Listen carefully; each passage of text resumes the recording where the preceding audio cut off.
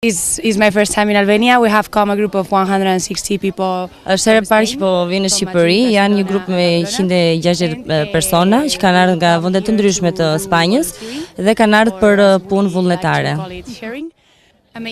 Ju duket një eksperiencë shumë e bukur, dje kanë ardhur duke ecur te ky vend, kanë fjetur nën yjet, s'kan qenë asnjëherë në një vend të tillë që rrethohet nga malet edhe nga kaq shumë yje.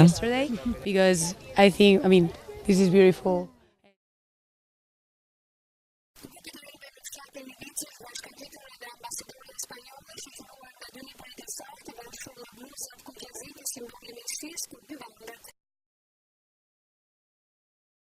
I think it is an amazing area. Like all Albania, but this with the canyons close to Gjirokastra, to Tepelene, and also not so far from Bosch and Cheparo.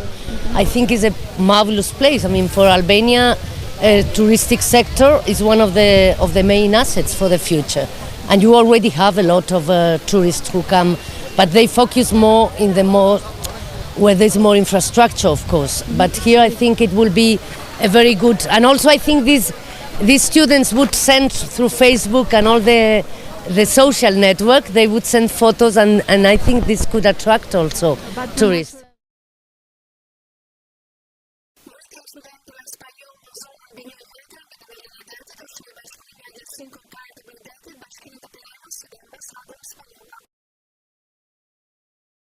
Ta janë dallandyshja e parë e promovimit të turizmit të gjithë zonës së Kurveleshit. Midis të tjerave do të thosha që ne si bashki, si njësi vendore kemi hartuar disa projekte.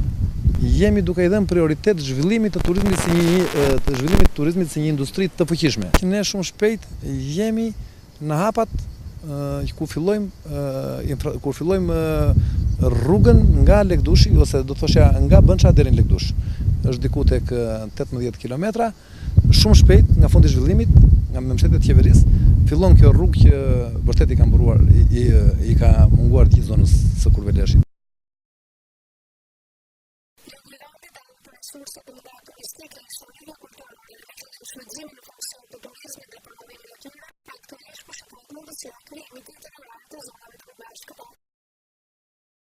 Turizmi nuk është, si thua, thjesht lëvizja e njerëzve nga një vend në vendin tjetër, por është harmonia dhe si thua, koordinimi i disa fushave të caktuara që sjellin produktin turistik. Dhe ai është deti, është shërbimi, është dhe ushqimi.